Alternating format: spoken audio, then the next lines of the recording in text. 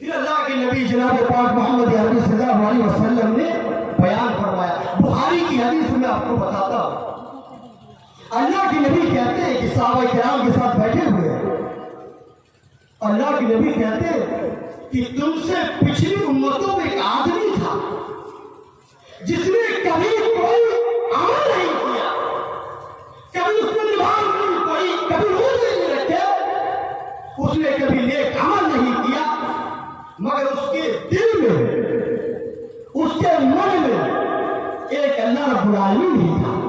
کبھی اس نے اللہ کے ساتھ کسی کو شریک نہیں ٹھہرایا. جب اس کے مرنے کا وقت قریب آیا تو اس نے اپنے گھر والوں کو کہا کہ جب میں مر جاؤں گا, جب میں دنیا سے چلا جاؤں گا تو مجھے جلا دینا اور جلا کر میری راہ کو ہوا میں اڑا دینا.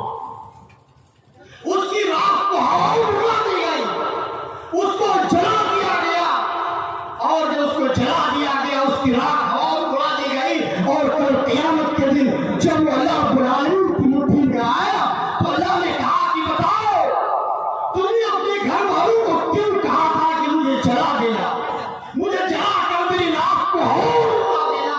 اس آدمی نے کہا کہ مجھے تیرا ڈر تھا, میں نے کبھی نیک عمل نہیں کیا, مگر میرے من میں, میرے دل میں یہ اللہ تیرے علاوہ کوئی دوسرا نہیں تھا, میں تیرے ساتھ کسی کو شریک نہیں. اللہ رب العالمین اس کو بخش دیتا ہے, اللہ اس کی مغفرت کر دیتا ہے. اگر آپ کے دل میں بھی, اگر آپ کے من میں اگر ایک اللہ رب العالمین ہے تو آپ کو اللہ رب العالمین نے جنت کی بشارت. اللہ کے نبی کہتے ہیں کہ ایک آدمی کو میرے سامنے لایا گیا. اللہ کے نبی کہتے ہیں کہ اللہ رب العالمین کل قیامت کے دن ایک آدمی کو اپنے پاس بلائے گا, اس آدمی کے 99 رجسٹر پھیلا دیے جائے, سارے پھیلا دیے جائیں گے.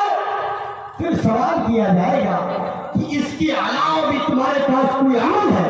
معلوم کر جائے گا, کہے گا کہ اس کے علاوہ میرے پاس کوئی عمل نہیں ہے. تو اللہ تعالیٰ کہے گا کہ تیرا ایک عمل میرے پاس محفوظ ہے. پھر اللہ رب العالمین ایک کارڈ نکالے گا, اس کارڈ میں لکھا ہوگا لا الہ الا اللہ محمد رسول اللہ. اللہ رب العالمین اس کارڈ کو ترازو کے ایک پلڑے میں رکھے گا اور 99 رجسٹر کو ترازو کے دوسرے پلڑے میں رکھے گا. تو لا الہ الا اللہ کا کارڈ والا پلڑا بھاری ہو جائے گا. یہ توحید, یہ لا الہ الا اللہ کہ جس کے لیے اللہ رب العالمین نے تمام نبیوں کو بھیجا تھا, اور اسی چیز کے لیے محمد صلی اللہ علیہ وسلم بھی آئے تھے.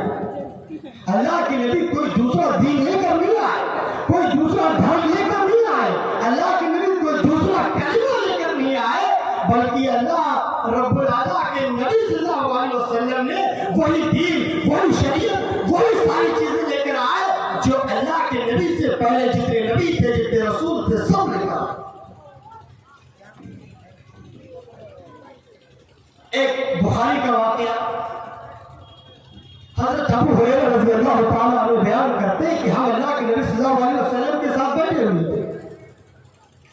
اللہ کے نبی اٹھ کر چلے گئے, کافی دیر اللہ کے نبی واپس نہیں آئے تو ہمیں ڈر ہوا, ہمیں خدشہ ہوا کہیں اللہ کے نبی کو کوئی دشمن نقصان نہ پہنچا دے.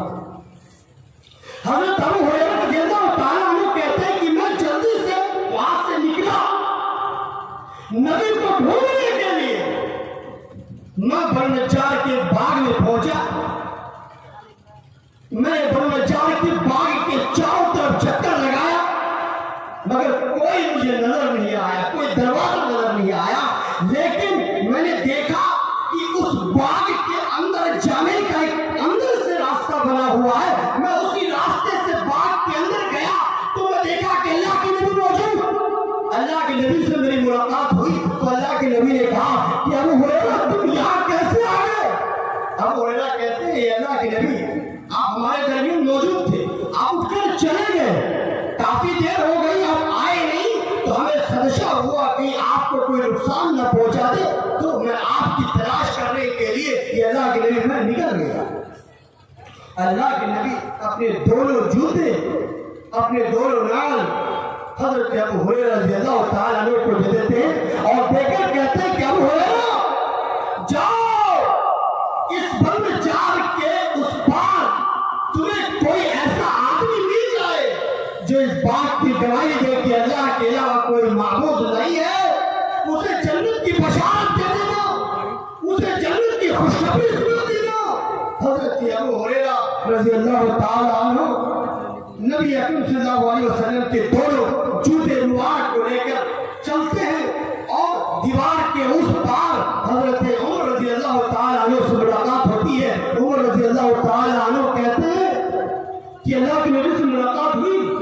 تو حضرت ابو ہریرہ رضی اللہ تعالیٰ عنہ کہتے ہیں ہاں اللہ کے نبی سے ملاقات ہوئی، اللہ کے نبی نے مجھے دونوں جوتے دیے اور کہا اس دیوار کے اس پار کوئی ایسا آدمی مل جائے جو اس بات کی گواہی دے کہ اللہ کے علاوہ کوئی معبود نہیں ہے اور محمد اللہ کے رسول ہے، تو اللہ کے نبی نے مجھے کہا کہ اس آدمی کو جنت کی خوشخبری سنا دے۔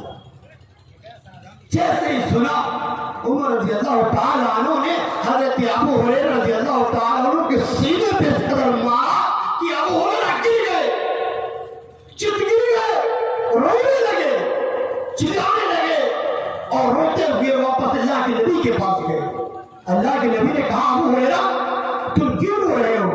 حضرت ابو ہریرہ کہتے ہیں اللہ کے نبی میں آپ کے جوتے مبارک کو لے کر دیوار کے اس پار گیا تو حضرت عمر رضی اللہ تعالیٰ عنہ سے مجھے ملاقات ہوئی، میں نے آپ کی بات سنائی تو عمر رضی اللہ تعالیٰ عنہ نے مجھے اس قدر مارا کہ میں چت گر گیا۔